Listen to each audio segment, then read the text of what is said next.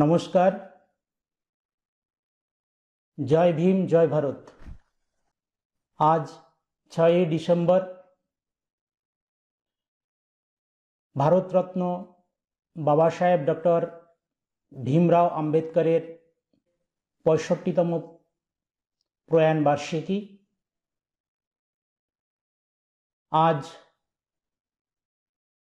सारा भारत तथा सारा पृथिवीते बाबा साहेब डॉक्टर भीमराव आम्बेडकर के यथायोग्य मर्यादाय स्मरण करा হয়েছে। আমার যত চেতনা সাথী আছে তাদের সঙ্গে আজকের দিনে বাবা সাহেব ডক্টর ভীমরাও আম্বেদকর কতটা প্রাসঙ্গিক সেই বিষয়ে আলোচনা করার জন্য আপনাদের সামনে এসেছি। আপনাদেরকে আমার আন্তরিক শ্রদ্ধা জানিয়ে আজকের এই অনুষ্ঠান শুরু করছি। প্রথমেই বলি, স্বাধীন ভারতের 72 বছরের বেশি সময় কেটে গেল, কিন্তু বাবা সাহেব ডক্টর ভীমরাও আম্বেদকর আজ যেভাবে অর্থাৎ এই মুহূর্তে যেভাবে প্রাসঙ্গিক হয়ে উঠেছেন, এটা এর আগে ততটা হয়নি। প্রাসঙ্গিক হয়েছেন তিনি বেশ কয়েক দশক ধরে। কয়েক দশক এই কারণেই বলছি যে ভারতের স্বৈরাচারী মনুবাদী শাসকেরা বাবা সাহেবকে মেরে দিয়েছিলেন এই অর্থে বলছি, অর্থাৎ বাবা সাহেবের যে চিন্তাধারা, বাবা সাহেবের যে দর্শন, সেই দর্শন যাতে আপামর পিছিয়ে রাখা সমাজের মানুষ জানতে না পারে, বুঝতে না পারে, তার জন্য বাবা সাহেবের সেই দর্শনকে চিরতরে তারা মেরে দিয়েছিল। কিন্তু আমাদের সৌভাগ্য, কাঞ্চীরামজির মতো একজন ব্যক্তিত্ব জন্মগ্রহণ করেছিলেন এই ভারতে। তিনিই আবার নতুন করে বাবা সাহেবকে আমাদেরকে চিনিয়েছেন। তিনি না থাকলে বাবা সাহেবকে আমরা নতুন করে জানতে পারতাম না। তা আজকের দিনে বাবা সাহেব ডক্টর ভীমরাও আম্বেদকর কতটা প্রাসঙ্গিক সেই বিষয়ে আলোচনা করার জন্য আবার এসেছি। ভারতের প্রথম প্রধানমন্ত্রী জওহরলাল নেহেরু, তিনি সাম্য ন্যায়ের আদর্শের ভিত্তিতে দেশ গঠন করার কাজে নেমেছিলেন, কিন্তু তার সেই কাজ আজও অসম্পূর্ণই রয়ে গেছে। এই মুহূর্তে পিছিয়ে রাখা সমাজের কাছে বাবা সাহেব ডক্টর ভীমরাও আম্বেদকর এক জাতীয় প্রতীক। ভারতবর্ষের এই জাতি বিদ্বেষ সমন্বিত যে সমাজ ব্যবস্থা, তার উপরে চেপে বসেছে পুঁজিবাদী অসাম্য বা বৈষম্য, যাই বলি না কেন।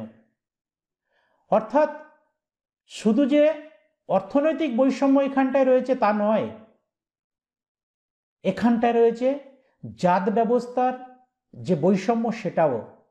সুতরাং এই দ্বৈত চাপে ভারতবর্ষের সাধারণ যে মানুষ, অধিকাংশই তো দলিত শ্রেণীর মানুষ, তাদের আজ নাভিশ্বাস উঠেছে।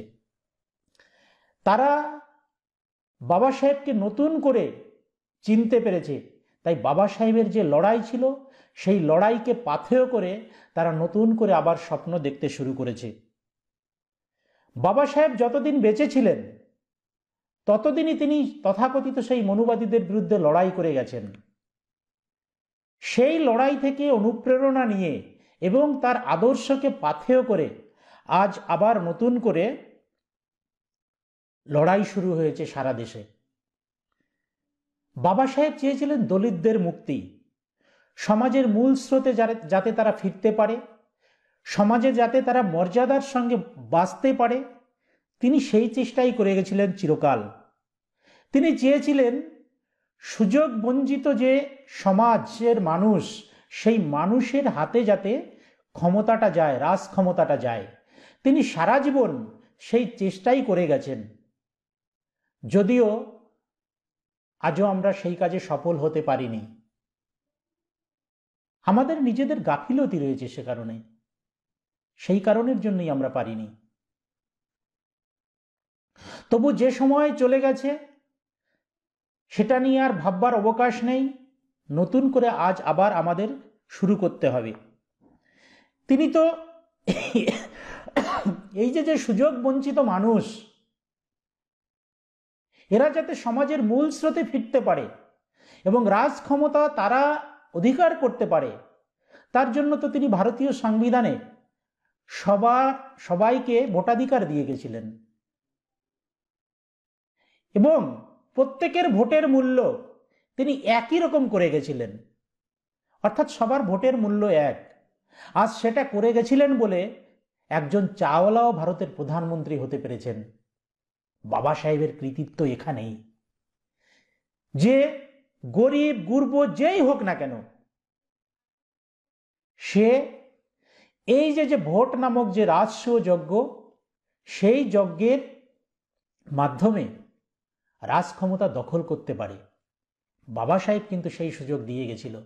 স্বাধীনতার পূর্বের ইতিহাস যদি আমরা ঘাঁটি তাহলে দেখব ভোটাধিকার কাদের ছিল।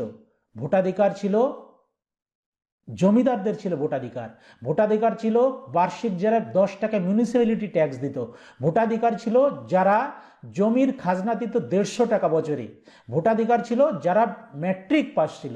কয়জন ছিল তখন? কত শতাংশ মানুষের হাতে এই ভোটাধিকার ছিল? ভোট যাদের থাকতো না তাদের কোনো মূল্যই ছিল না। কিন্তু বাবা সাহেব ডক্টর ভীমরাও আম্বেদকর ভারতীয় সংবিধানে সেই অস্ত্র আমাদেরকে দিয়ে গেছে, গণতান্ত্রিক অস্ত্র। তা আজ আমরা আমাদের নির্বুদ্ধিতার জন্য যদি সেই অস্ত্র প্রয়োগ করতে না পারি বা সঠিক জায়গায় প্রয়োগ করতে না পারি, তার ফল তো ভুগতেই হবে আমাদেরকে। বাবা সাহেব ভারতের সংবিধানের পরতে পরতে এই যে পিছিয়ে রাখা সমাজ, তাদের জন্য বিভিন্ন সুযোগ সুবিধা দিয়ে গেছেন। তিনি সামাজিক সাম্যটাকে সবচেয়ে বেশি গুরুত্ব দিতেন এবং ন্যায় বিচারকে। সামাজিক সাম্য এবং ন্যায় বিচার। দেখুন, আমাদের দেশের যে সমাজ ব্যবস্থা, পিতৃতান্ত্রিক সমাজ ব্যবস্থা, সেই সমাজ ব্যবস্থায় নারীদের কোনো অধিকারই ছিল না। পৃথিবীর তো অর্ধেক নারী আর অর্ধেক পুরুষ প্রায়। তা বাবা সাহেব ডক্টর ভীমরাও আম্বেদকর দেখলেন যে এই যে নারী জাতি যারা এইভাবে পিছিয়ে আছে, তাদেরকে যদি অধিকার না দেওয়া যায় তাহলে এই সমাজে সাম্য কখনো আসবে না। এই সমাজের যারা পিছিয়ে রয়েছে, গরিব গুরব মানুষ, শ্রমিক শ্রেণীর মানুষ, মজদুর মানুষ, কৃষক, তাদেরকে যদি সমাজের মূল স্রোতে টেনে আনা না যায় তাহলে সামাজিক সাম্য কখনো আসবে না। তাই তিনি নারীদের জন্য হিন্দু কোড বিল আনলেন। কিন্তু আমাদের দুর্ভাগ্য, তৎকালীন যে কংগ্রেস শাসকেরা ছিলেন বাবা সাহেবের তীব্র বিরোধিতা করেন। তাদের বিরোধিতার কারণে এই হিন্দু কোড বিল সে সময় পাশ হয়নি। অথচ প্রথম প্রধানমন্ত্রী জওহরলাল নেহেরু বলেছিলেন, হ্যাঁ, সেই বিল যাতে পাশ হয় সেই ব্যবস্থা তিনি করবেন। তিনি সে কথা রাখেননি। ক্ষোভে দুঃখে বাবা সাহেব ডক্টর ভীমরাও আম্বেদকর তিনি মন্ত্রিসভা থেকে পদত্যাগ করলেন। পৃথিবীর ইতিহাসে এরকম কোনো নজির আছে যে নারীদের অর্থাৎ মাতৃজাতির অধিকার আদায়ের জন্য লড়াই করেছিলেন এবং সেই লড়াইতে সফল না হতে পেরে মন্ত্রিসভা থেকে পদত্যাগ করেছেন? হ্যাঁ, পৃথিবীতে এই বিরলতম ঘটনা বাবা সাহেব তৈরি করেছিলেন। শুধু কি তাই, পৈতৃক সম্পত্তিতে বা স্বামীর সম্পত্তিতে যে উত্তরাধিকার, সেটার ব্যবস্থাও তিনি সুচারুভাবে ওই বিলে লিখে গেছিলেন। আজ যে সকল মহিলারা চাকুরি করেন, বিভিন্ন ক্ষেত্রে মহিলাদের জন্য সংরক্ষিত সিটও থাকে, সেগুলো ডক্টর ভীমরাও আম্বেদকরের দান। সামাজিক সাম্য কিন্তু এখনো আসেনি। আপনারা সকলেই জানেন, বিধানসভায় এবং লোকসভায় সেখানটায় মহিলাদের জন্য 1/3 সংরক্ষণের জন্য বহু আগেই একটা বিল আনা হয়েছিল। সেই বিলটা কিন্তু পাশ হয়নি। বাবা সাহেবের স্বপ্ন ছিল সমাজের যারা পিছিয়ে রয়েছে তাদেরকে সামনের সারিতে এগিয়ে আনা, অর্থাৎ মূল স্রোতে এগিয়ে আনা। সেজন্য তিনি তাদেরকে বিভিন্ন ধরনের সুযোগ সুবিধা তিনি দিয়েছেন। এটাকেই বলে ন্যায় বিচার। সমানতা আর ন্যায় বিচারের মধ্যে তফাৎ আছে।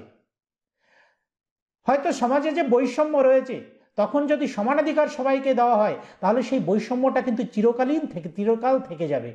কিন্তু ন্যায় বিচার যদি দেওয়া হয়, ন্যায় বিচার হচ্ছে সেইটা যে প্রত্যেকে যাতে সমান জায়গায় আসতে পারে, তার জন্য বিশেষ বিশেষ সুযোগ সুবিধা।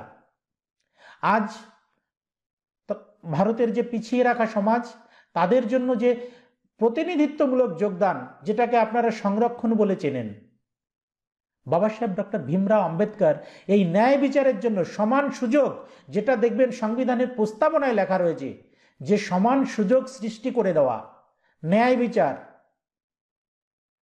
তা সেই সমান সুযোগ সৃষ্টি করে দেওয়ার জন্য তিনি ভারতীয় সংবিধানের 15-4 ধারায় শিক্ষাক্ষেত্রে তিনি মৌলিক অধিকার দিয়ে গেছেন এই এসসি এবং এসটিদের জন্য। 16-4 ধারায় তিনি চাকুরির ক্ষেত্রে এই প্রতিনিধিত্বমূলক যোগদানের ব্যবস্থা, অর্থাৎ এই সংরক্ষণের ব্যবস্থা করে গেছেন। এবং ভারতীয় সংবিধানের 330 ধারায় লোকসভায় যাতে এই তপশিলি জাতির মানুষ যাতে সংরক্ষণ পায়, সেই ব্যবস্থা করে গেছেন। এবং ভারতীয় সংবিধানের 332 ধারায় বিধানসভায় যাতে এই সংরক্ষণের সুযোগটা পায়, সেটাও তিনি করে দিয়ে গেছেন। কিন্তু এই ন্যায় বিচার যে আমাদের দেশের মানুষ পায়নি, তার জ্বলন্ত উদাহরণ হচ্ছে, আপনারা সকলেই হয়তো জানেন যে ভারতের এই মুহূর্তে ভারতের 1% লোকের হাতে 73% সম্পদ রয়েছে। যদি আরো খোলসা করে বলা যায়, মাত্র 63 জন লোকের হাতে ভারতের 70% সম্পদ রয়েছে। ভাবতে পারছেন? মাত্র 63 জন লোক, প্রায় 140 কোটি মানুষ আমাদের দেশে, সেখানে মাত্র 63 জন মানুষের হাতে 70% সম্পত্তি। সেটা কিন্তু কোনো পার্সেন্টেজে আসে না, অর্থাৎ পার্সেন্টেজে নেই এরকম মানুষের কাছেই দেশের 70% সম্পদ রয়েছে। আর বাকি যে মানুষগুলো, সে বাকি মানুষ ওই 30% সম্পদ নিয়ে নাড়াচাড়া করছে। মন্ডল কমিশনের যে রিপোর্ট, সে রিপোর্ট আমরা অনেকেই জানি যে যেখানটায় দেখা গেছে যে তথাকথিত উচ্চবর্ণের মানুষ, অর্থাৎ 15% মানুষ, ব্রাহ্মণ 3.5%, ক্ষত্রিয় 5.5% এবং বৈশ্য 6%, এই 15% মানুষ তারা রাজনীতির 66% দখল করে আছে। সরকারি চাকুরির 87% তাদের দখলে, জমির 94% তাদের দখলে এবং ব্যবসার 92% তাদের দখলে। শুধু কি তাই? ভারতের যত মন্দির আছে, যেখানে কোটি কোটি টাকা আয় হয়, প্রণামী পায়, তার সমস্তটাই সেই তথাকথিত উচ্চবর্ণের দখলে। ভারতের মিডিয়া, তার 100% তাদের দখলে। ভারতের যে বিচার ব্যবস্থা, তার 96% তাদের দখলে। আমরা গত এই লকডাউনের সময়ে আমরা দেখেছি সেই তথাকথিত সুপ্রিম কোর্ট বেশ কয়েকটি রায় দিয়েছে, যে রায়গুলো ভারতের এই যে পিছিয়ে রাখা সমাজের মানুষ, তাদের বিপক্ষে গেছে। বাবা সাহেব ডক্টর ভীমরাও আম্বেদকর ভারতীয় সংবিধানের মৌলিক অধিকারের মধ্যে লিপিবদ্ধ করেছিলেন এই প্রতিনিধিত্বমূলক যোগদানকে, অর্থাৎ রিজার্ভেশনকে। সেটা আমি আগেই বলেছি, 15-4 ধারা, 16-4 ধারা। সুপ্রিম কোর্ট রায় দিলেন সংরক্ষণ কোনো মৌলিক অধিকার নয়। আবার রায় দিলেন তারা যে যদি কোনো সংরক্ষিত প্রার্থী কোনো অসংরক্ষিত পদে চান্স পায়, বা সে যদি প্রথমও হয়, সে ওই অসংরক্ষিত পদে সে চাকরিটা পাবে না বা সেই সুযোগটা পাবে না। রায়টা দিয়ে দিলেন। শুধু কি তাই, এছাড়া আরো 3টি রায় দিয়েছেন, যার সবগুলোই গেছে তথাকথিত এই পিছিয়ে রাখা সমাজের বিরুদ্ধে। আসলে এটা কেন হয়েছে জানেন? অর্থাৎ রাজনৈতিকভাবে তথাকথিত ওই মনুবাদীদের যে কোনো দল যদি এই সিদ্ধান্তটা নেয়, তাহলে রাজনৈতিক বাধ্যবাধকতায় অপর দল তার বিরোধিতা করতে পারে বা করবে, এটাই স্বাভাবিক। অথচ সেই এই বিষয়টার সঙ্গে তাদের স্বার্থ জড়িত আছে, তাই তারা সুকৌশলে রাজনীতিকে এড়িয়ে বিচার ব্যবস্থাকে দিয়ে সেই রায়টা দেওয়ালো, যাতে পরবর্তীতে তারা দোহাই দিতে পারে যে এ রায় তো সুপ্রিম কোর্ট দিয়েছে, সুপ্রিম কোর্ট রায় দিয়েছে, তাই সুপ্রিম কোর্টের রায়টাকে মান্যতা দিতে আমরা রাজনৈতিকভাবে এই সিদ্ধান্তটা নিচ্ছি, অর্থাৎ আইনটা পরবর্তীকালে করে দেবে। আজকে দেখুন 1990 সালে বিপি মন্ডলের যে রিপোর্ট, সেই রিপোর্টটা বের হয়। 1992 সালে যখন সংরক্ষণ ওবিসিরা কত পার্সেন্ট পাবে সেইটা নিয়ে বাকবিতণ্ডা শুরু হয়, সুপ্রিম কোর্ট ইন্দিরা সাহানি মামলায় রায় দিলেন যে সংরক্ষণ 50%-এর বেশি হবে না। খুব ভালো কথা। সেই কারণে কি করলো, ওবিসিদের মাত্র 27% দিল সংরক্ষণ। তারা কত পার্সেন্ট লোক সংখ্যা আছে, তারা 52% লোক সংখ্যা আছে। দিল কত পার্সেন্ট? 27%। কেন 27% দিল? তপশিলি জাতির জন্য আছে 15%, তপশিলি উপজাতির জন্য আছে 7.5%, অর্থাৎ 22.5%। আর দেখুন 27 যোগ করুন 22.5-এর সঙ্গে 49.5, কারণ যেহেতু সুপ্রিম কোর্ট রায় দিয়েছে 50%-এর বেশি হবে না, তাই 49.5%-এ সেটা ঠেকিয়ে রাখা হয়েছে। তাহলে সুপ্রিম কোর্টের দোহাই দিয়ে ওবিসিদের সংরক্ষণ দেওয়া হলো না 52%, তাদের দেওয়া হলো 27%। অথচ 2019 সালের ডিসেম্বর মাসে যখন সিএ পাশ হয়, ঠিক ওই অধিবেশনেই ইডব্লিউএস অর্থাৎ ইকোনমিক্যালি উইকার সেকশন, তাদেরকে সংরক্ষণ দেওয়া হলো 10%। তাহলে 49.5% তো ছিল, 10% যোগ হলে কি 50% ক্রস করে না?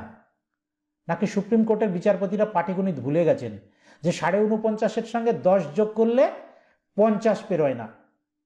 আমার তো মনে হয় তাই। আসলে তারা সব বোঝেন, সব জানেন, কিন্তু আমাদের একটা বাংলা কথায় বলে চাচির বেনুন জায়গায় জায়গায় ঝাল, এখানেও সেই একই অবস্থা।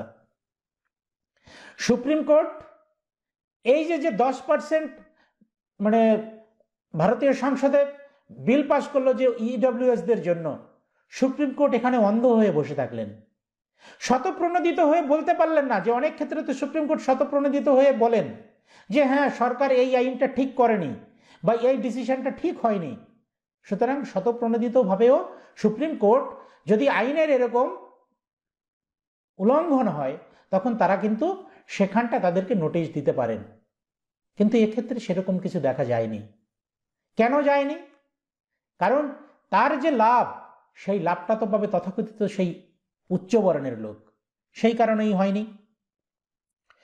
আজ বাবা সাহেব ডক্টর ভীমরাও আম্বেদকর তিনি অত্যন্ত প্রাসঙ্গিক হয়ে দাঁড়িয়েছেন, কারণ সমাজের প্রত্যেকটা ক্ষেত্রে, সে নারীই হোক, শ্রমিকই হোক, কৃষকই হোক, তাদেরকে বিভিন্নভাবে বঞ্চিত করা হচ্ছে। কিন্তু বাবা সাহেব ভীমরাও আম্বেদকর সেই রাস্তা তিনি দেখিয়ে দিয়ে গেছিলেন, কিভাবে লড়াই করতে হয় আইনের মধ্যে থেকে, কিভাবে দাবিগুলো আদায় করতে হয়, কিভাবে অধিকারগুলো আদায় করতে হয়। সেই কারণেই তিনি এত প্রাসঙ্গিক আজকের দিনে। তিনি তো প্রথম সামাজিক বৈষম্য দূর করার জন্য, সামাজিক অসাম্য দূর করার জন্য, শ্রমিকদের জন্য 8 ঘন্টা কাজের অধিকার তিনিই দিয়ে গেছিলেন। তার আগে কিন্তু কেউ আইন করে যাননি। তিনি কবে দিয়েছিলেন সেটা? তিনি যখন ভাইসরয় কাউন্সিলের সেক্রেটারি ছিলেন 1946 সালে, সেই সময় তিনি সেটা দিয়ে গেছিলেন। যা আমরা সকলেই জানি কম বেশি, যে আগে কাজ করতে হতো 12 থেকে 14 ঘন্টা প্রতিদিন, সে সরকারি ক্ষেত্রেই হোক আর বেসরকারি ক্ষেত্রেই হোক, সেটাকে 8 ঘন্টায় নামিয়ে আনেন ডক্টর বাবা সাহেব ভীমরাও আম্বেদকর এই আইন তৈরির মাধ্যমে। শ্রমিকরা যাতে কর্মস্থলের কাছাকাছি আবাস পায়, অর্থাৎ কোয়ার্টার পায়, সেই ব্যবস্থা তিনি করে গেছেন। ইএসআই হসপিটালের ব্যবস্থা করে গেছেন, এমপ্লয়মেন্ট এক্সচেঞ্জের ব্যবস্থা তিনি করে গেছেন। এমনি করে শ্রমিকদের জন্য লেবার কমিশনও গঠন করে গেছেন, এবং শ্রমিকদের যে ইউনিয়ন করার অধিকার, সেটা আগে ছিল না।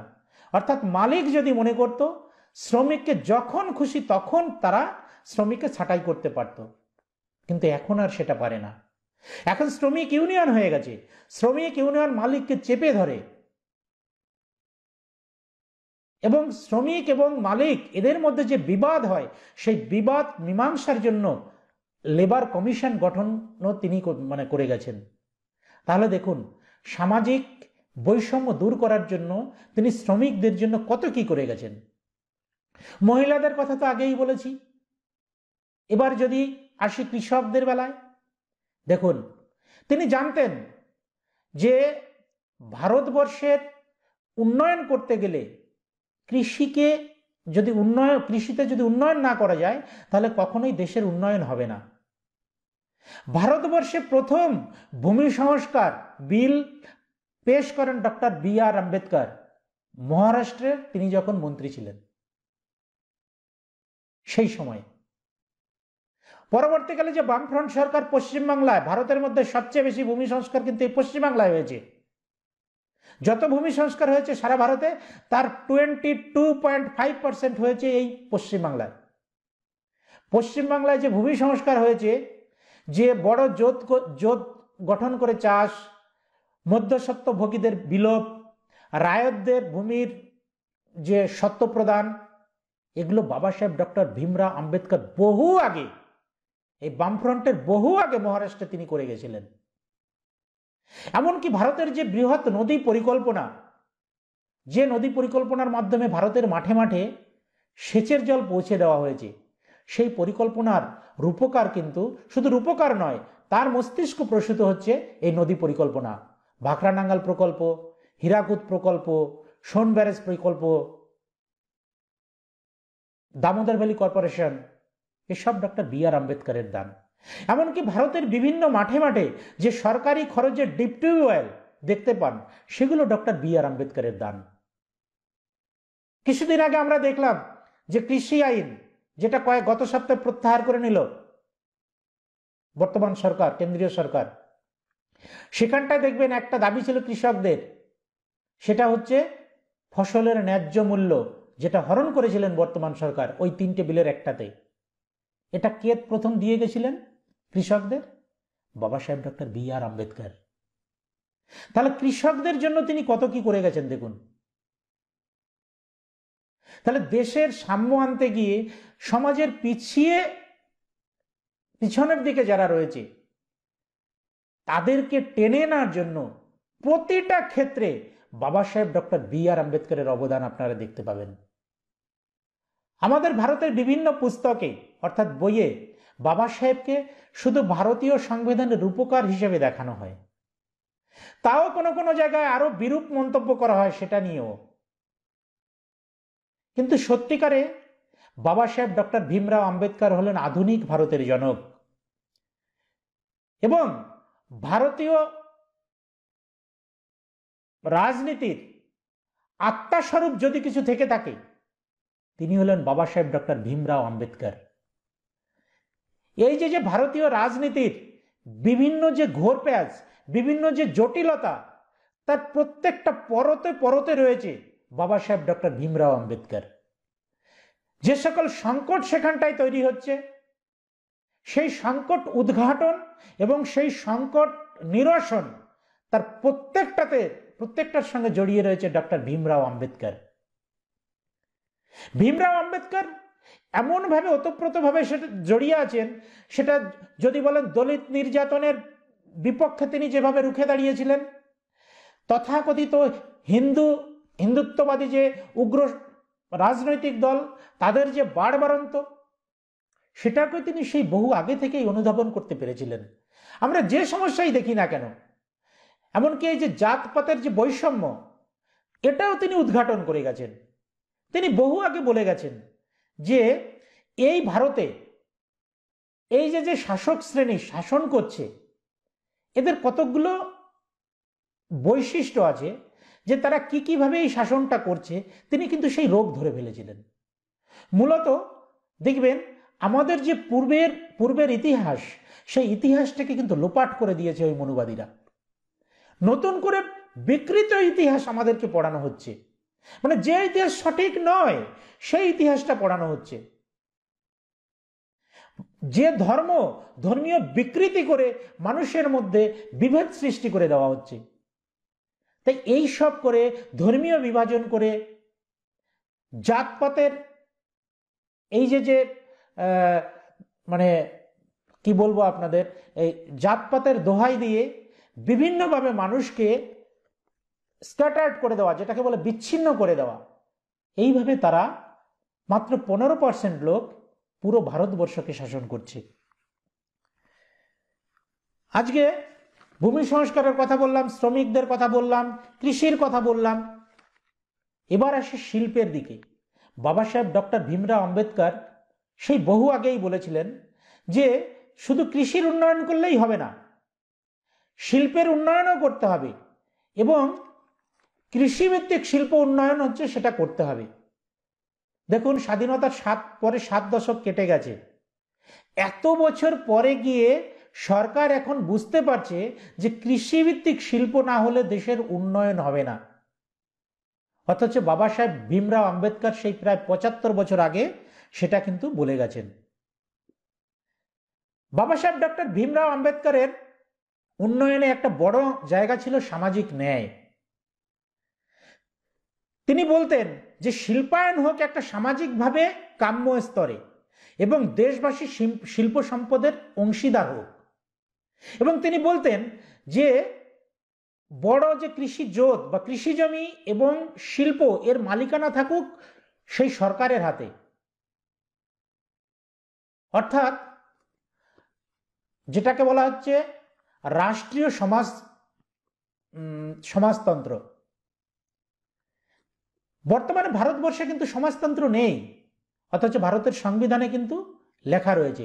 বাবা সাহেব ভীমরাও আম্বেদকর এই রাষ্ট্রীয় সমাজতন্ত্রের পক্ষে কিন্তু সওয়াল করেছিলেন যে কৃষি জমি এবং বড় বড় শিল্প সব থাকুক সরকারের অধীনে, তার যে উৎপাদন হবে সেই উৎপাদন ধনী গরিব নির্বিশেষে এবং ধর্ম নির্বিশেষে, লিঙ্গ নির্বিশেষে প্রত্যেককে তার সমান অংশীদার হোক। সেটা যদি মেনে নিত, আজ ওই আদানি আম্বানি কিন্তু এদেশে এরকম করে একচেটিয়া আধিপত্য বিস্তার করতে পারত না। অর্থাৎ বাবা সাহেবের সেই কথা মানেনি বলেই দেশে আজ এই বৈষম্য। সুতরাং বাবা সাহেব এখানেও কিন্তু প্রাসঙ্গিক। বাবা সাহেব ডক্টর ভীমরাও আম্বেদকর চেয়েছিলেন একটা উদার রাজনৈতিক ব্যবস্থা কায়েম করতে, এবং তিনি চাইতেন যে সমাজের একটা বৃহত্তর অংশের মানুষকে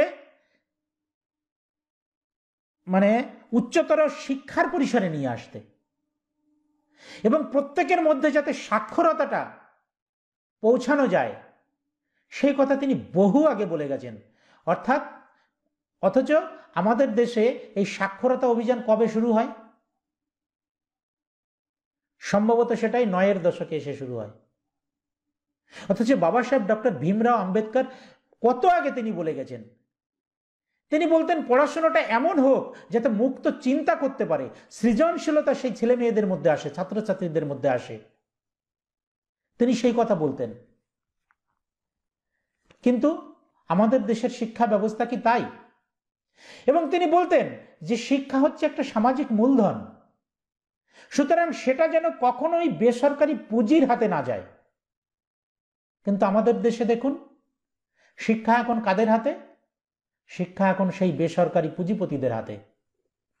সুতরাং যা হবার তাই হচ্ছে।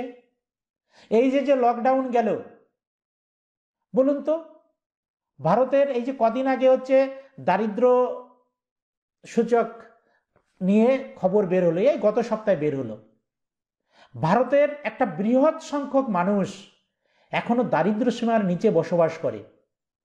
যেখানে তাদের খাবারটাই জোটে না, সেখানে তারা কি করে ওই অনলাইনে ক্লাস করবে বলুন তো? তার মানে এই যে 1.5-2 বছর সময়, এই 1.5-2 বছর সময়ে কত ছাত্রছাত্রী, গরিব মানুষের ছেলে মেয়ে, তারা পড়াশোনা থেকে শত যোজন দূরে রয়েছে। স্কুল ছুট যে বাচ্চা কাচ্চা, তার সংখ্যা যে কি পরিমাণে বেড়েছে সেটা ভাবতে পারবেন না এই লকডাউনে। এবং সেই যে স্কুল ছুট, সেই স্কুল ছুট ছাত্রছাত্রী তারা কারা? তারা উচ্চ বর্ণের একজনও নয়, সবই পিছিয়ে রাখা সমাজের মানুষ। তার মানে এই লকডাউন এসে পিছিয়ে রাখা সমাজের মানুষ আরো অনেক পিছিয়ে গেল। বেশ কয়েক বছর পিছিয়ে গেল। জানি না এর এই ক্ষতির পূরণ কোনোদিন হবে কিনা। বাবা সাহেব ডক্টর ভীমরাও আম্বেদকর বলতেন, মুক্ত চিন্তা এবং নির্ভীক বিচার বুদ্ধির বিকাশই লক্ষ্য হওয়া উচিত হচ্ছে প্রত্যেকটা বিশ্ববিদ্যালয়ের। কিন্তু বলুন তো, আমাদের কোন বিশ্ববিদ্যালয়ে এরকম পঠন পাঠন হয়? হয় কি সেটা? সেটা হয় না বলেই আজকাল দেখবেন যে সকল চাকরি বাকরি হচ্ছে সেখানটায় তথাকথিত পিছিয়ে রাখা সমাজের মানুষের সংখ্যা খুবই কম। বাবা সাহেব ডক্টর ভীমরাও আম্বেদকর শিক্ষাক্ষেত্রে, চাকুরির ক্ষেত্রে, রাজনীতির ক্ষেত্রে যে রিজার্ভেশনের ব্যবস্থা করে গেছিলেন সেটাও সঠিকভাবে দেওয়া হয় না। বিভিন্নভাবে, বিভিন্ন কায়দায় এদেরকে বঞ্চিত করা হয়। সুতরাং আজ যে বঞ্চনা, সেই বঞ্চনা সম্পর্কে যদি আমরা বুঝতে না পারি যে ওরা কোন কায়দায়, কোন কৌশলে এই বঞ্চিত করছে পিছিয়ে রাখা সমাজের মানুষকে, তাহলে আমরা কিন্তু এই সমস্যার সমাধান করতে পারবো না। সুতরাং আগে বুঝতে হবে যে কোথায় কোন কৌশলে সেটা করছে, এবার তার থেকে বেরিয়ে আসতে গেলে কিভাবে আমাদের এগোতে হবে, সে রাস্তাও কিন্তু বাবা সাহেব ডক্টর ভীমরাও আম্বেদকর দেখিয়ে দিয়ে গেছেন। তিনি সমাজের বৃহত্তর অংশকে সাক্ষরতার আওতায় আনতে চেয়েছিলেন এবং উচ্চশিক্ষার আওতায় আনতে চেয়েছিলেন, যে তারা উচ্চশিক্ষা পেয়ে তারা সচেতন হয়। তার জন্যই তার আন্দোলনের স্লোগান ছিল, আন্দোলন করো, লড়াই করো, আর হচ্ছে সংগঠিত করো। অর্থাৎ যে আন্দোলন তো করতেই হবে, তার আন্দোলন করতে গেলে আগে হচ্ছে শিক্ষিত হতে হবে, কারণ শিক্ষাই আনে হচ্ছে চেতনা। আর সেই চেতনা যদি আসে মানুষের মধ্যে, তাহলে যে আন্দোলনের কথা বলছে, এই আন্দোলনের রাস্তায় নেমে ওই আন্দোলনের কথা কে বলেননি। অর্থাৎ মানুষের চেতনা, অর্থাৎ তার মস্তিষ্কে যে আলোড়ন, সেই আলোড়ন সৃষ্টি করার কথা বলেছেন। সেই আলোড়ন যদি সৃষ্টি হয় তাহলে তারা এমনিতেই আপনা আপনি তারা অর্গানাইজ হবে। সুতরাং রাস্তা কিন্তু তিনি আমাদের দেখিয়ে দিয়ে গেছেন। তিনি চেয়েছিলেন সামাজিক গণতন্ত্রের সাথে রাজনৈতিক এবং অর্থনৈতিক গণতন্ত্র। কিন্তু আমাদের দেশে সেটা আছে কি? সামাজিক গণতন্ত্র তো একেবারেই নেই। সামাজিক গণতন্ত্র থাকলে পরে এই জাতপাত এইগুলো থাকতো? আপনারা গতকাল কি পরশুদিনকার খবরের কাগজ দেখেছেন, সম্ভবত পরশুদিনকার, যে উত্তরপ্রদেশে শুধুমাত্র উচ্চবর্ণের লোকের সঙ্গে একজন দলিত একই সঙ্গে চেয়ারে বসে খেয়েছে বলে তাকে পিটিয়ে মেরে দেওয়া হয়েছে। তাহলে বুঝুন সামাজিক গণতন্ত্র কতটা আছে। রাজনৈতিক গণতন্ত্র, হ্যাঁ, বাবা সাহেব ডক্টর ভীমরাও আম্বেদকর ভারতীয় সংবিধানের 330 ধারা এবং 332 ধারায় রাজনৈতিক সংরক্ষণের ওইটা দিয়ে গেছিলেন বলেই আমার সমাজের কিছু মানুষ ওখানে যাচ্ছেন ঠিকই, কিন্তু কারা যাচ্ছেন? পুনা চুক্তিতে তো মহাত্মা গান্ধী নাটক করে সেই রাস্তাটা চিরতরে আমাদের বন্ধ করে দিয়েছেন। এখন যাচ্ছে কারা? আমাদের সমাজের যে দালালগুলো আছে, স্বার্থান্বেষী মানুষগুলো আছে, তারা যাচ্ছে সেখানটায়। একটা মানুষ পাওয়া যায়নি।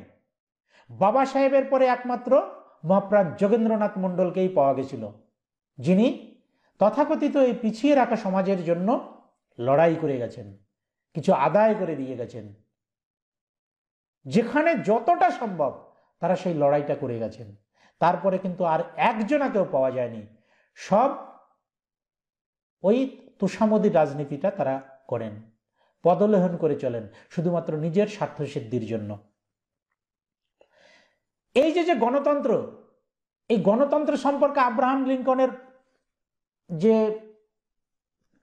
সংজ্ঞা সেটা আমরা জানি, কিন্তু বাবা সাহেব ডক্টর ভীমরাও আম্বেদকর তিনি কিন্তু গণতন্ত্রকে একটা অন্যরকম ভাবে দেখতেন। তিনি বলতেন যে গণতন্ত্র কোনো নিছক সরকারি কাঠামো নয়, তা কেবল নাগরিক ও রাষ্ট্রের সম্পর্কও নয়। গণতন্ত্র হলো সংশ্লিষ্ট জীবনের একটি রূপ, সমন্বিত সংযোগের এক অনুশীলন, সহনাগরিকদের প্রতি শ্রদ্ধা ও সম্মানের এক মানসিকতা।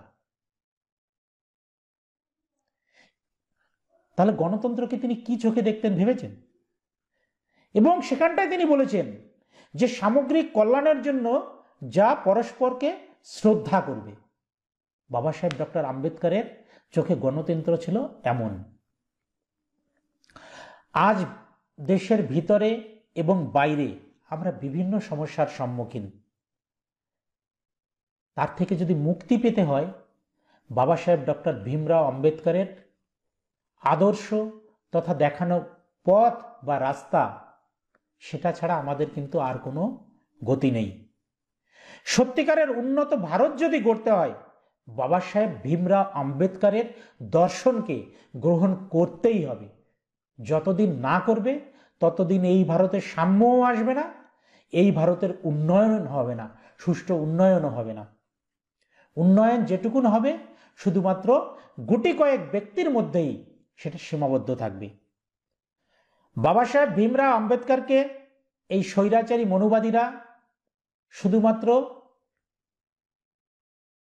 সংবিধানের প্রণেতা হিসাবেই ওইখানটায় তারা রেখে দিতে চেয়েছিলেন, কিন্তু তিনি যে সত্যিকারে আধুনিক ভারতের জনক এবং তার যে অবদান দেশ গঠনে এবং দেশের যে সংবিধান তিনি লিখে দিয়ে গেছেন, সেই সংবিধান যদি ওইভাবে তিনি না লিখতেন তাহলে ওই পাকিস্তানের মতো বা বাংলাদেশের মতো অবস্থা হতো। এবার পাকিস্তান বাংলাদেশ তো ভারতের তুলনায় অনেক ছোট, ভারতের মতো এরকম বহুধা বিভক্ত নয়, বহু বৈচিত্র্য সম্পন্ন নয়। সুতরাং এই সংবিধান না থাকলে এই দেশ অনেক আগেই টুকরো টুকরো হয়ে যেত। শুধু কি তাই, এই ভারতে তথাকথিত পিছিয়ে রাখা সমাজের মানুষ আজ যতটুকু সুযোগ সুবিধা ভোগ করছে তা কিন্তু ওই বাবা সাহেবেরই দান। আজ বাবা সাহেব এতটাই প্রাসঙ্গিক, সে রাজনীতির যে কোনো বিষয় নিয়ে আপনি আলোচনা করতে যান, তার প্রতি পরতে পরতে বাবা সাহেব ডক্টর ভীমরাও আম্বেদকর। সংবিধানটা এমন করে তিনি লিখে দিয়ে গেছেন যে তথাকথিত এই মনুবাদী সমাজ তারা যদি মনে করে যে এখনই এই সংবিধানটাকে একেবারে শেষ করে দেব, অত সহজে কিন্তু শেষ করতে পারবে না। করতে গেলেও অনেক কষ্ট হবে তাদের, কারণ যে নিয়ম কানুনের মোড়কে তিনি বেঁধে দিয়ে গেছেন সেটাকে শেষ করতে পারবে না তা নয়, কিন্তু করতে গেলেও অনেক মুশকিল। কিন্তু আমাদের যে সকল সুযোগ সুবিধাগুলো বাবা সাহেব ডক্টর ভীমরাও আম্বেদকর দিয়ে গেছেন, আমরা নিজেরাই সেই সুযোগ সুবিধাগুলো সম্পর্কে সচেতন নই। সুতরাং প্রথমেই দরকার কি, বাবা সাহেব ডক্টর ভীমরাও আম্বেদকর সংবিধানে যা কিছু দিয়ে গেছেন অধিকার, সেই অধিকারগুলো সম্পর্কে সাধারণ মানুষকে সজাগ করা, সচেতন করা। আজ যারা পড়াশোনা শিখে বাবা সাহেব ডক্টর ভীমরাও আম্বেদকরের দৌলতে সংরক্ষণের সুযোগ নিয়ে চাকরি বাকরি করছেন, তাদের প্রত্যেকেরই উচিত সমাজের কাছে ফিরে যাওয়া, সমাজের কাছে গিয়ে সমাজের মানুষকে সচেতন করা। তারা বুঝতে পারছে না এই যে সংরক্ষণ নিয়ে সুপ্রিম কোর্ট যে পাঁচটা রায় দিল, দুদিন পরে এই সংরক্ষণ থাকবে না। এমনিতেই দেশের 300টা সরকারি সংস্থার মধ্যে 276টা সংস্থাকে বেসরকারীকরণ করে দিচ্ছে। বেসরকারীকরণ হলে পরে তো সেখানটা সংরক্ষণ থাকবে না, সুতরাং সংরক্ষণ এমনিতেই শেষ। সুতরাং সেটা যাতে থাকে তার জন্য এই সংবিধানটাকে রক্ষা করা হচ্ছে প্রথম কাজ, অত্যন্ত জরুরি কাজ। সেই সংবিধানটাকে রক্ষা যেমন করতে হবে, তেমনি সাংবিধানিক যে সুযোগ সুবিধাগুলো আছে সেগুলো সাধারণ মানুষের কাছে পৌঁছে দিয়ে তাদেরকে সজাগ করে তুলতে হবে। আজ বাবা সাহেব এমন একটা জায়গায় অবস্থান করছেন যে দেখবেন বাবা সাহেব ডক্টর ভীমরাও আম্বেদকরকে নিয়ে প্রত্যেকটা মনুবাদী দল আজ টানাটানি করছে। এ বলে বাবা সাহেব আমার, ও বলে বাবা সাহেব আমার। বাবা সাহেব ডক্টর ভীমরাও আম্বেদকরের নামের মাঝখানে রামজি কথাটা এনে কেউ কেউ বলছে আরে ওই রাম, অর্থাৎ ওই সেই মনুবাদী যে দেবতা রাম, বলছে ওই রাম রাম রয়েছে ওর মধ্যে, বাবা সাহেব আমাদের, তারা দাবি করছে এমন। সুতরাং বাবা সাহেব আজ এক ব্রহ্মাস্ত্র হয়ে দাঁড়িয়েছে। সুতরাং সেই বাবা সাহেবকে জানা আমাদের একান্ত দরকার। তিনি যে কতটা প্রাসঙ্গিক তাকে যদি জানা যায় তাহলে সেটা অনুধাবন করতে পারবো আমরা। সুতরাং বাবা সাহেবের যে চিন্তাধারা, বাবা সাহেবের যে দর্শন, সেই দর্শনটাকে জানা এবং তার প্রচার প্রসার দুটোই আমাদেরকেই করতে হবে। আজকে দেখুন, এই যে ভারতীয় সংবিধান, সেই সংবিধান আছে বলেই আমরা অনেক সুযোগ সুবিধা পাচ্ছি। আবার এই মনুবাদী শাসকেরা, তারা দেখুন এই সংবিধানকে উল্লঙ্ঘন করে বিভিন্ন সময়ে বিভিন্ন রকম আইন তারা তৈরি করছেন। একটা উদাহরণ আমি ইতিপূর্বেই দিয়েছি, যেটা বলেছি ওই যে সুপ্রিম কোর্টের ইন্দিরা সাহানি মামলার রায়ের, যেটা বেশ কয়েক বছর ধরে, প্রায় দু বছর মতো হলো, 2 বছরের একটু বেশিই হবে, সিএ নিয়ে, অর্থাৎ সিএবি থেকে সিএ হয়েছে, এই সিএ নিয়ে আলোচনা হয়েছে, বহু আলোচনা হয়েছে, আমরা কম বেশি সকলেই জানি। দেখেছেন কাদের জন্য সিএ তৈরি করেছিল, কি বলেছিল? দেশভাগের বলি যে মানুষগুলো, তাদের নাগরিকত্ব দেওয়ার জন্য নাকি সিএ তৈরি হয়েছিল। অথচ সিএতে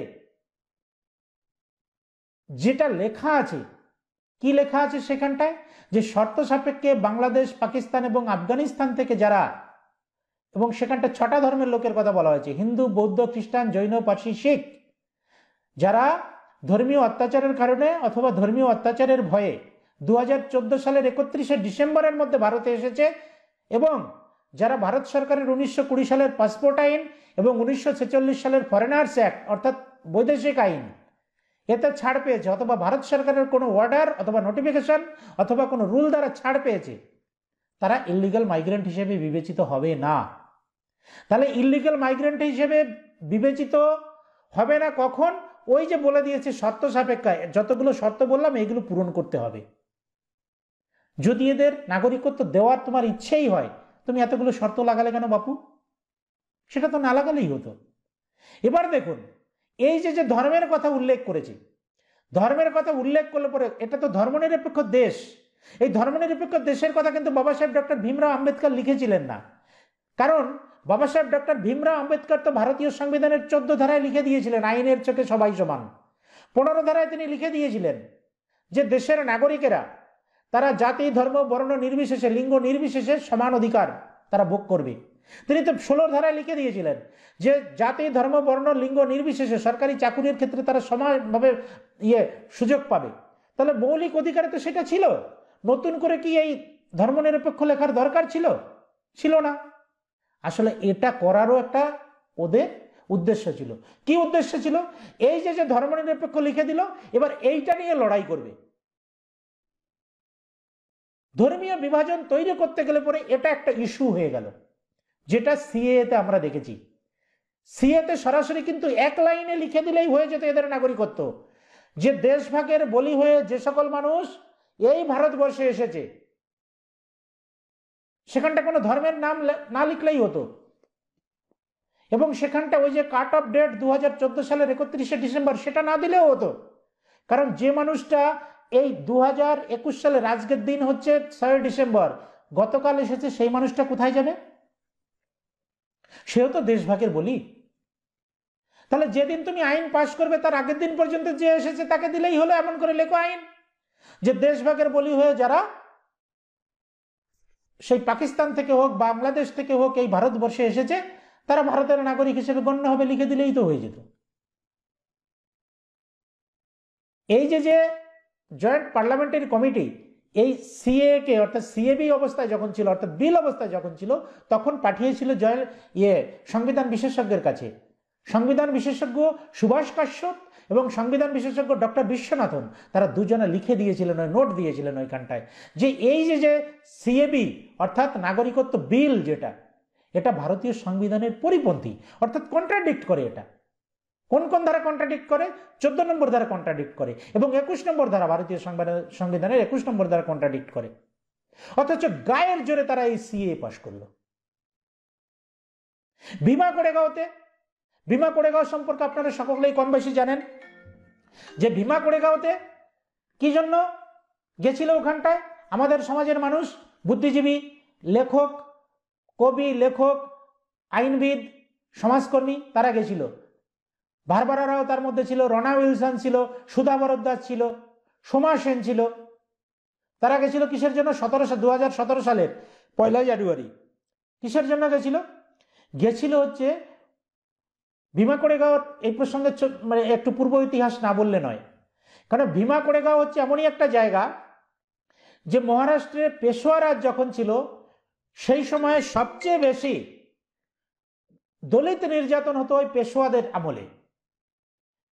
এমন নির্যাতন হতো সেই সময়ে আমরা যেগুলো পড়ি যে গলায় হাড়ি বেঁধে চলতে হতো, কোমরের ঝাঁটা বেঁধে তারপরে চলতে হতো যাতে পদচিহ্ন রাস্তা না পড়ে এবং থুতু যাতে রাস্তায় না ফেলতে হয়, ঠিক আছে, না পড়ে, তার জন্য গলায় হাড়ি বেঁধে দলিতদের চলতে হতো। তাই এরকম শাসন ছিল পেশোয়া রাজ। সেই পেশোয়া রাজ এবং সবচেয়ে বেশি ওইখানটা ভুক্তভোগী ছিল মাহার সম্প্রদায়। বাবা সাহেব ডক্টর ভীমরাও আম্বেদকর যে সম্প্রদায়ের মানুষ, সেই মাহার সম্প্রদায় এতটা অতিষ্ঠ হয়ে গেছিল। ইংরেজদের সাথে যখন পেশোয়াদের যুদ্ধ হয় তখন 25,000 ইংরেজ পেশোয়া সেনাকে মাত্র 500 মাহার সেনারা পরাজিত করে দিয়েছিল। অর্থাৎ পিঠ দেওয়ালে ঠেকে গেলে কতটা হিংস্র হতে পারে, কতটা ক্ষোভ থাকলে পরে ওরকম ভাবে যুদ্ধ করতে পারে। 500 মাহার সেনা ওই 25,000 পেশোয়া সেনাকে পরাজিত করেছিল। 22 জন মাহার সেনা নিহত হয়েছিল। সেই 22 জন মাহার সেনার স্মৃতির প্রতি শ্রদ্ধা জানাতে ভীমা কোরেগাঁওতে যুদ্ধটা হয়েছিল। ভীমা কোরেগাঁওতে একটা স্মৃতিসৌধ নির্মাণ করেছিল ওই ব্রিটিশরা। সেইখানটায় প্রতি বছর দলিত সমাজের মানুষ শ্রদ্ধা জানাতে যায় 1 জানুয়ারি। বাবা সাহেব জীবিত থাকাকালীন প্রত্যেক বছর সেইখানটায় যেতেন। সেই ট্র্যাডিশন অনুযায়ী দলিত সমাজের বিভিন্ন যে কবি, লেখক, সাংবাদিক, অন্যান্য বুদ্ধিজীবীরা, আইনজীবীরা, তারা কিন্তু ওইখানটায় গেছিলেন 2017 সালের 1 জানুয়ারি। তাদেরকে বিনা বিচারে ইউএপিএ ধারায় আটক করে বন্দি করে রাখা হয়েছে। এমনকি রনা উইলসনের মতো ওরকম কয়েকজনের ল্যাপটপে বাইরের থেকে কতগুলো অবৈধ জিনিস ঢুকিয়ে দিয়ে বলছে যে তোমরা এই নকশালি আন্দোলনের সঙ্গে যুক্ত ছিলে। ভাবতে পারছেন দলিত নির্যাতন কোন জায়গায় নিয়ে চলে যাচ্ছে এরা? সুতরাং এর থেকে মুক্তির একটাই উপায়, সেটা হচ্ছে কি? সেটা হচ্ছে আন্দোলন। যে আন্দোলন আমরা একবার এর পেয়েছি, জলজান্ত প্রমাণ পেয়েছি এই কয়েক বছর 2 আগে, সেটা হচ্ছে 1989 সালের যে SC/ST অ্যাট্রোসিটিস অ্যাক্ট, যেটা সুপ্রিম কোর্টের 2 সদস্যের ডিভিশন বেঞ্চ সেই আইনটাকে লঘু করে দিয়েছিল। পরবর্তীকালে সারা দেশ জুড়ে যখন আন্দোলন শুরু হয় তখন সুপ্রিম কোর্টের 3 সদস্যের ডিভিশন বেঞ্চ আবার নতুন করে সেটা পুনর্বহাল করতে বাধ্য হয় এবং ভারত সরকারও অর্ডিন্যান্স আনতে বাধ্য হয়। তার মানে আন্দোলন করলে পরে অধিকার পুনরুদ্ধার করা যায়। এই শিক্ষাটাই কিন্তু এই SC/ST অ্যাট্রোসিটিস অ্যাক্ট 1989 সেইটা নিয়ে যে আন্দোলন, সেই আন্দোলন কিন্তু আমাদের এই শিক্ষা দেয়। বাবা সাহেব ডক্টর ভীমরাও আম্বেদকর তিনি যা অবদান রেখে গেছেন, আমরা তো আজ ভারতের যেদিকে তাকাই সেদিকেই দেখি বাবা সাহেব ডক্টর ভীমরাও আম্বেদকরের অবদান। এবং আজ যে সকল সমস্যা বা সংকট তৈরি হচ্ছে সেই সংকট উদ্ঘাটন তিনি যেমন সেই সময় করে দিয়ে গেছিলেন, আজ আমরা সেই রাস্তা ধরেও আমরা নতুন করে সেই সংকটগুলোকে উদ্ভাবন করছি এবং তার নিরসনের রাস্তা বাবা সাহেব ডক্টর ভীমরাও আম্বেদকর দেখিয়ে দিয়ে গেছেন। সুতরাং এখানেই হচ্ছে বাবা সাহেব ডক্টর ভীমরাও আম্বেদকরের প্রাসঙ্গিকতা। বাবা সাহেব ভীমরাও আম্বেদকরের আজ 65তম মহাপ্রয়াণ বার্ষিকী। সেই মহাপ্রয়াণ বার্ষিকীতে বাবা সাহেব ভীমরাও আম্বেদকরকে আবার আমার অন্তরে শ্রদ্ধা জানাই এবং আপনারা এতক্ষণ ধরে যারা ধৈর্য ধরে আমার এই কথাগুলো শুনছেন তাদেরকেও আমার তরফ থেকে আন্তরিক শ্রদ্ধা জানিয়ে আমার আজকের অনুষ্ঠান শেষ করছি। নমস্কার।